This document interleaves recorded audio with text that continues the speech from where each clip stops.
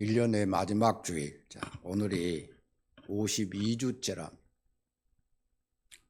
이때가 되면 항상 우리들의 마음은 뒤숭숭해요.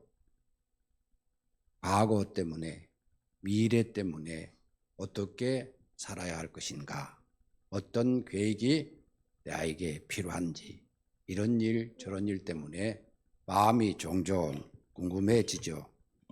그런데 자, 그리스 신화에 보면은 양면의 신이 있다 합니다.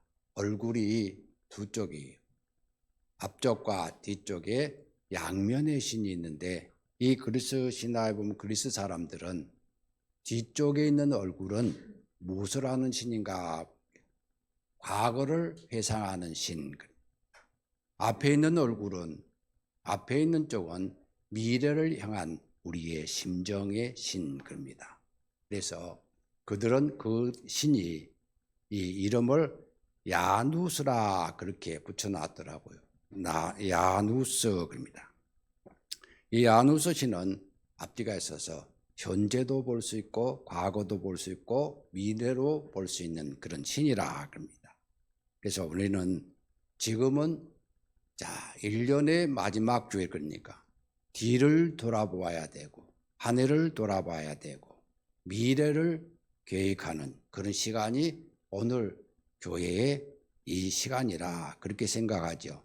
자, 여러분도 마음은 아주 예배에 참석하고, 자, 오늘 나는 마지막 주일을 보내면서 어떤 마음으로, 어떤 심정으로 오늘 예배를 드려야 하는지 여러분 스스로가 한번 잘 상기해 보시기 바랍니다.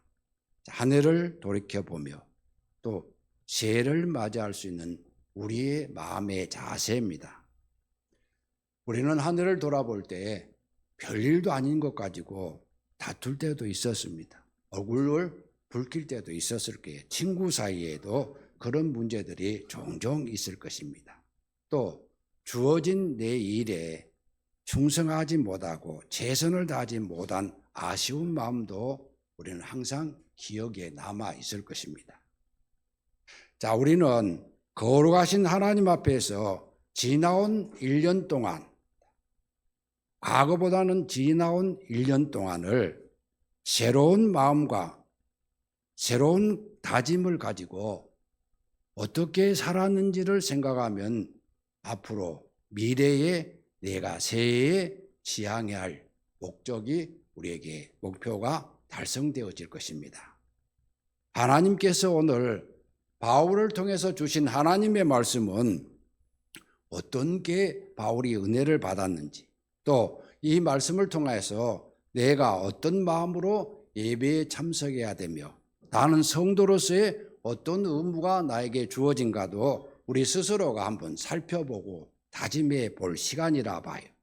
자, 13절에 보니까 그래, 형제들아 그럽니다. 뭐라고? 나는 아직 내가 잡은 줄로 여기지 아니하고 그래. 생각지 아니하고 오직 한 일, 즉 뒤에 있는 그것은 잊어버리고 앞에 있는 것을 잡으려고 쫓아가노라 그럽니다. 따라간다는 거예요. 달려가는 게 아니라 잡으려고 쫓아간다 그랬어요.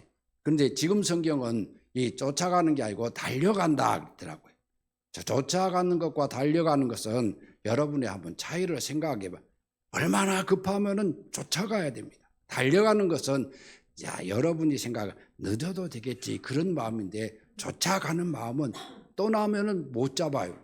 그러니까 빠르게 가서 잡아야 되는 그런 의미라 그래요. 쫓아가노라 합니다. 바울이 정한 자신의 목표는 무엇일까? 예수 그리스도를 증거하는 일이라 그래요. 바울은 예수 그리스도를 증거하는 일, 복음을 전하는 일에 있어서 뒤에 있는 모든 과거를 다 잊어버렸더라 그래요.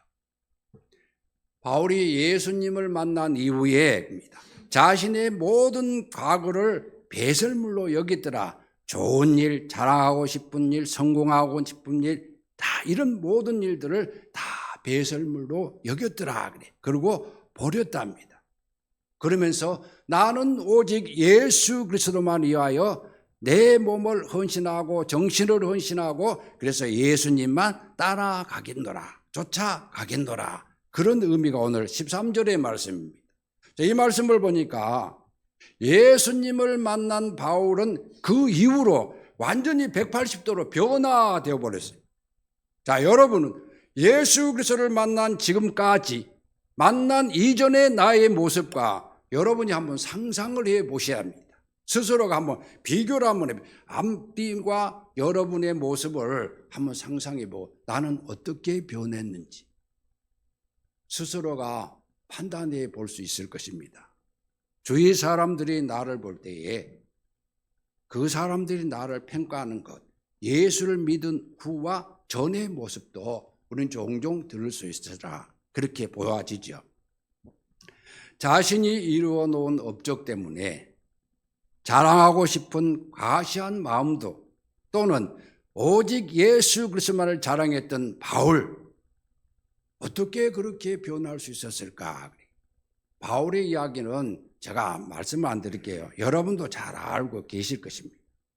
그리고 우리는 스스로 겸손한 모습으로 아주 이룬 것도 아니요, 붙잡은 것도 아니라 바울은 그런 고백, 나는 아직 이룬 것도 아니고 붙잡은 것도 아니랍니다. 그렇게 교만했는데 이 모습이 교만하지 않고 겸손한 모습을 우리에게 보여주신 바울의 태도라 합니다. 마음의 자세예요. 지나간 과거에 얽매이지 않고 새로운 미래를 향하여 일어서는 바울의 자세가 오늘 우리 자신의 신앙의 자세라 그래요.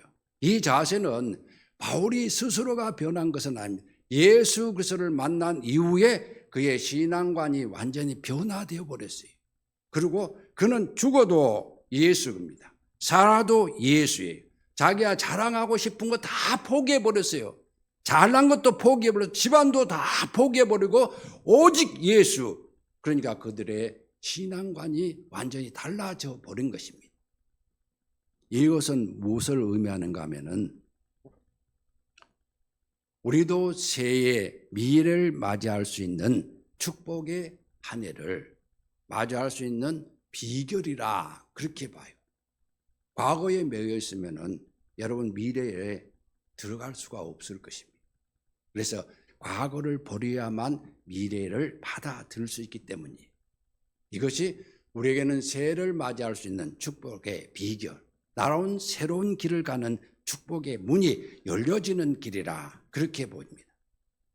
자, 자신이 이루는 업적 때문에 여러분은 얽매여서 그 자리에 가만히 서서 있을 수 없잖아요. 우리는 종종 과거의 아픈 상처 때문에요, 실패의 경험 때문에 거기에 붙잡혀서 좌절할 때도 있을 것입니다. 새롭게 주어진 기회를 놓쳐버릴 때도 있을 것입니다. 제가 만난 어떤 사람은 그래요. 친구하고 헤어져 버렸어요. 다시는 보기 싫답니다. 다시는 만나기도 싫대요. 이야기도 하기 싫대요. 왜? 어떤 일 때문에 싸웠다는 이야기. 말다툼을 했대요. 그래서 제가 한번 그래 봤어요.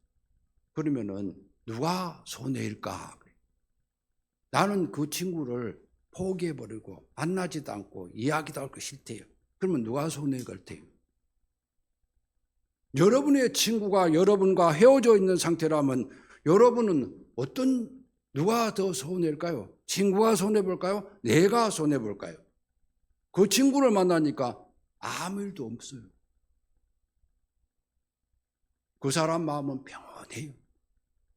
아무리 다가가도 친구가 받아들이지 않는. 그 마음이 더 편할 것 같아요. 용서하지 않는 사람의 마음이요, 늘 불안한 것이라.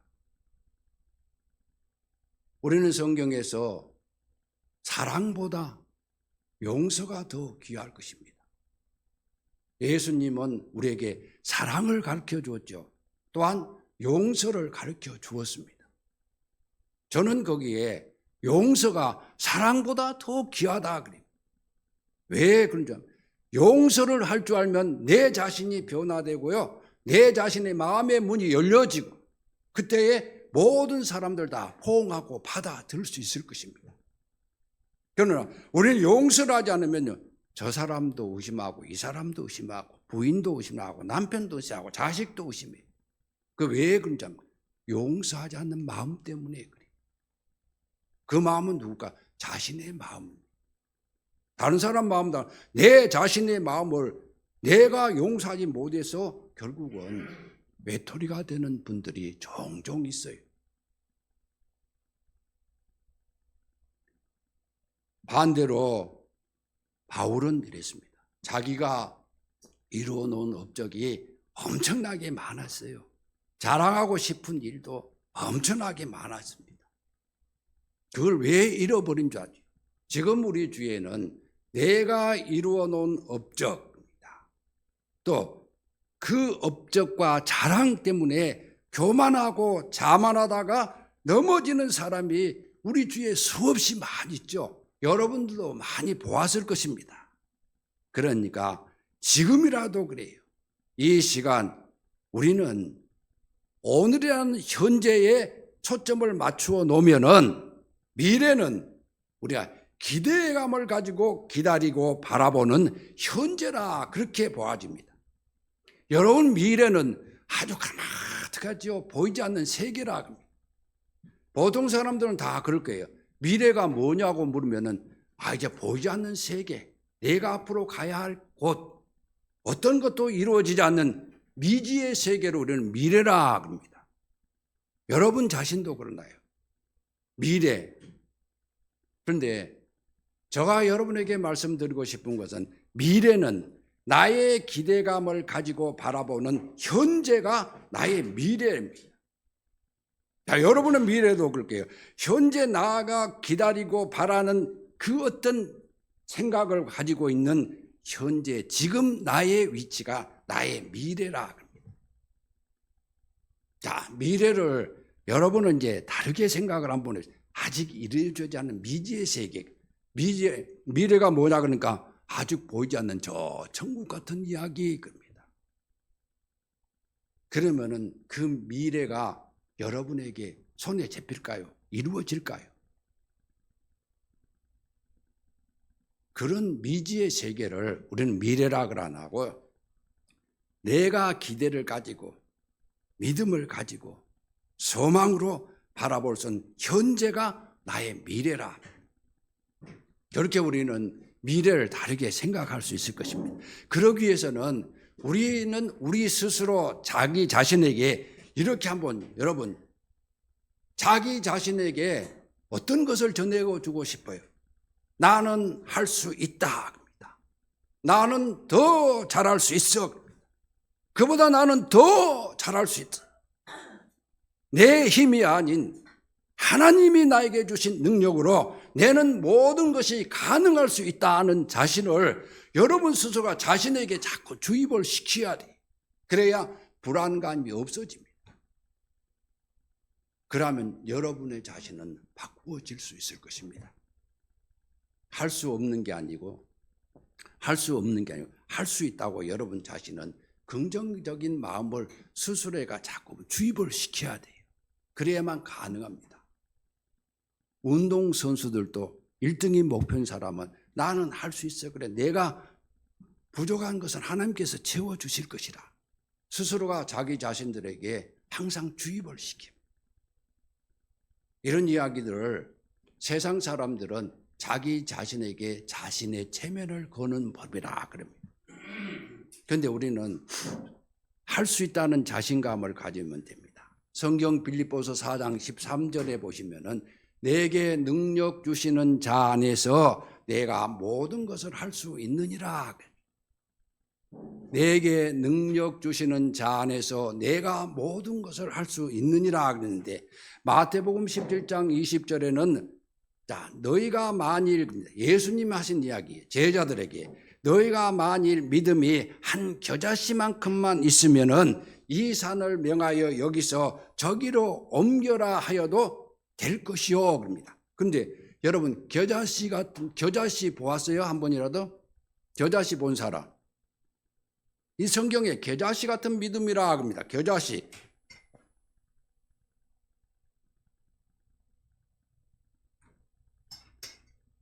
이 겨자씨 같은 믿음 그래놨는데 이 말이 무슨 말인가 그러면은 씨앗 중에 제일 작은 씨앗, 그게 겨자씨 씨앗이라 그래요. 먼지 같은 것, 초미세 같은 것, 이걸 겨자씨 같은 믿음이라 합니다. 자, 그러니까 이 믿음 말씀은 제자들에게 뭐라고, 이 산을 들어서 저리 가라도 산이 옮겨갈 것이요 그럽니다.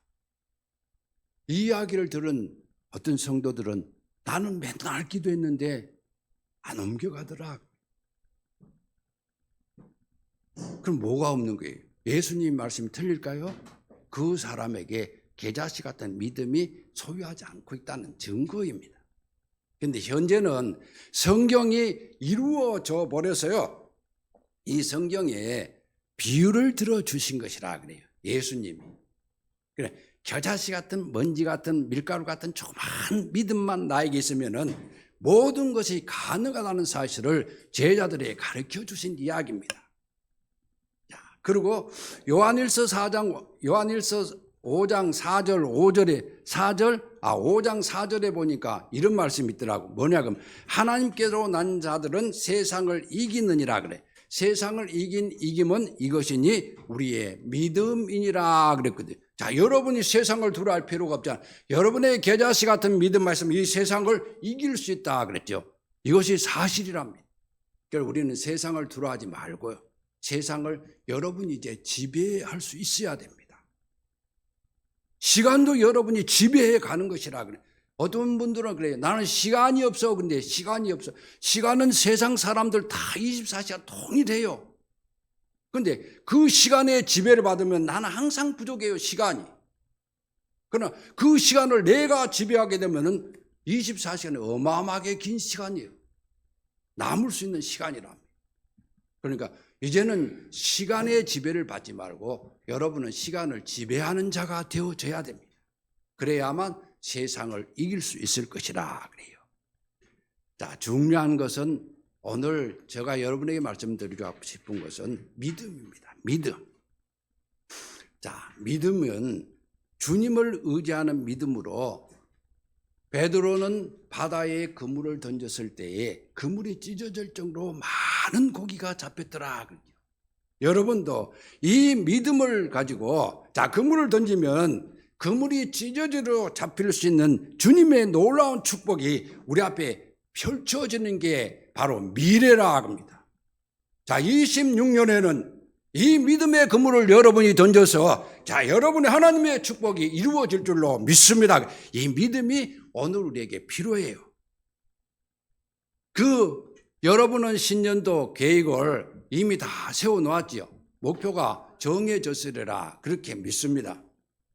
학생들은 한 학년 올라가면 어떻게 하는지를 미리부터 준비하겠죠. 자, 14절에 보면 그래요. 표대를 향하여 그리스도 예수 안에서 하나님이 위에서 부르신 부름의 상을 위하여 쫓아가노라 합니다. 따라가노라, 달려가노라 그랬어요. 쫓아가노라 합니다. 자, 목표가 명확해야 되고 구체적이어야 됩니다. 내가 정한 목표는 구체적이어야 되고 분명히 명확해야 됩니다. 그래야 현실성이 있습니다. 자, 어린아이들처럼 네 앞에 장래가 뭐냐고 뭣도 하고 싶고 뭣도 하고 싶은 게 아니고 우리의 목표와 계획은요, 현실성 있게 정확해야 됩니다. 그리고 아주 구체적으로 이루어 갈 수 있어야 됩니다. 그리고 그 목표가 내가 세운 계획이 있다면 그것을 여러분이 글로 쓸 수 있어야 됩니다. 어떤 걸 이루고 싶으면은 어떻게 해서 자, 그래야 그게 이루어지는 게 글로 쓰는 것입니다. 새해 여러분이 계획을 세웠다면은 그걸 이제 자신 있게 글로 한번 써 놓아야 돼요. 그래야 안 잊어버릴 것입니다. 어디다가요? 벽지다가 써놓는 게 아니에요. 어디다 여러분의 신비에 마음에 새겨야 됩니다. 그 마음에 새겨지면은 그때부터 그걸 이루기 위해서 여러분이 또 하나 해야 될 일이 있어요. 뭐가요? 하나님 앞에 무릎 꿇고 기도하는 것입니다. 계획을 세웠으면은 그게 가만히 하늘에서 떨어지는 거 아니에요. 내가 하는 만큼, 내가 하나님 앞에 기도하는 만큼 하나님은 여러분에게 응답을 해 주시리라. 그래서 그게 명확해야 되고 구체적이어야 되고, 그러면 기도에 대한 건 더 구체적일 것입니다. 자, 그러면서 마지막 부분에 12절에 보니까 뭐라 그랬어요? 오직 내가 그리스도 예수께 잡힌 바 된 그것을 잡으려고 쫓아가노라, 따라가노라. 잡은 바 된 그것을 잡으려고 쫓아간답니다. 그런데 14절에 뭐라? 하나님이 위에서 부르신 부름의 상을 위하여 쫓아가노라 그럽니다. 이거 목표를 향하여 나는 최선을 다하여 있는 힘을 다하여 죽도록 그만 따라간다. 예수님을 따라간다. 바울이 그랬어요. 자, 하나님이 주시는, 우리는 어떤 은혜든 축복을 받으려면은 내가 세운 계획에, 목표에 집중할 수 있어야 됩니다. 그냥 허송세월 보내는 거 아니라, 여러분이 계획을 하나 세워, 어떤 분은 여행 가려면 여행의 계획을 세워요. 그러면 거기에 대한 비용까지, 어떤 차가 되고, 아침은 뭐 먹고 점심은 뭐 먹고 세밀한 계획을 세워야지. 그 다음에 뭐가? 거기에 대한 경비가 나오겠죠. 그러니까 여러분도 계획이 이렇게 정확해야 되고 구체적이어야 돼요. 그 다음에 그걸 이루기 위해서 내 힘이 부족하니까 누구에게? 하나님께 도움을 청하는 게 기도라 그래요. 자, 그래서 우리는 기도 드려야 됩니다. 하나님이 주시는 은혜와 축복을 받기 위해서는 이웃을 이리저리 기울이지 말아야 됩니다. 내가 정한 목표에 향하여 우리는 최선을 다해, 오늘 바울이 내가 그리스도께 잡힌 바 된 그것을 잡으려고 쫓아가노라 그랬죠. 위에서 부르신 부름의 상을 위하여 나는 쫓아가노라 그럽니다. 하나님이 우리에게 상을 주신다 그래. 바울은 그걸 봤어요. 그래서 그것 때문에 완전히 바꾸어 버렸습니다. 자, 목표를 향해서 우리는 최선을 다해야 됩니다. 그리고 절대로 남과 비교하지 말아야 됩니다. 비교는 나를 불쌍하게 만드는 것입니다. 비교는 나를 패배자로 만드는 행위가 비교입니다. 그러니까 절대로 다른 사람과 비교하지 말아야 해요. 그게 예수 믿는 우리 성도의 바른 자세입니다. 절대로 비교는 금물이라 그래요. 그리고 목표를 향해서 우리는 그걸 잡으려고 전심전력해야 됩니다. 사랑하는 성도 여러분, 노만필 박사는 이런 이야기를 했더라고요. 노만필 박사는 자기가 세운 모든 계획이요, 3가지 목표를 정해 놓았더라고요. 그런데 그 계획이 무엇인가 그러니까요, 첫째는 내가 세운 목표를 그림으로 그렸어요. 도화지 한 장에 그림을 딱 그려놨어요. 그리고 그 그림을 마음에다 딱 박아놨어요. 자기 심장에다 딱 박아놨어요. 그러니까 이 마음속에 뭐가 있죠? 자기가 세운 계획의 그림이 완전히 감 속에 꽉 들어갔다. 그 다음에 해야 할 일이 뭐냐 그러니까, 내가 눈만 뜨면은, 생각만 하면은 이 그림이 보인다는 거예요.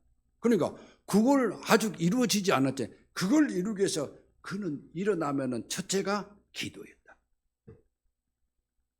그걸 이루기 위해서 2번째도 기도했다 그래요. 왜 기도가 필요하냐 그러니까, 이 노만필 박사는 이런 이야기입니다. 기도는 무한한 능력을 끌어오는 유일한 통로가 기도라 그럽니다. 그래서 그는 쉬지 않고 계획대로 그 계획을 이루기 위해서 매일같이 하나님 앞에 기도 드렸노라 그래요. 3번째는 뭘 어떻게 하죠 그러니까, 3번째가 제일 중요하다 그럽니다. 3번째는 뭔데요 그러니까, 실현하는 일이라 그래요. 다른 말로 하면 행동에 옮기라 합니다. 실현하기가 쉽지는 않을 거예요. 그런데 행동에 옮기지 않으면 아무리 거창한 계획, 세밀한 계획을 세워놓고 기도를 드려도 행동에 옮기지 않으면 이루어지는 것이 아무것도 없다. 그러니까 계획을 세워놓고 기도했으면 그 다음에 행동에 옮기면은 하나님이 그와 동행해 주셔서 그것이 이루어질 것이다. 그렇게 믿었더라고요. 이제 우리는 주어진 목표, 내가 세운 계획, 그 계획을 향해서 여러분은 최선을 다하시고요.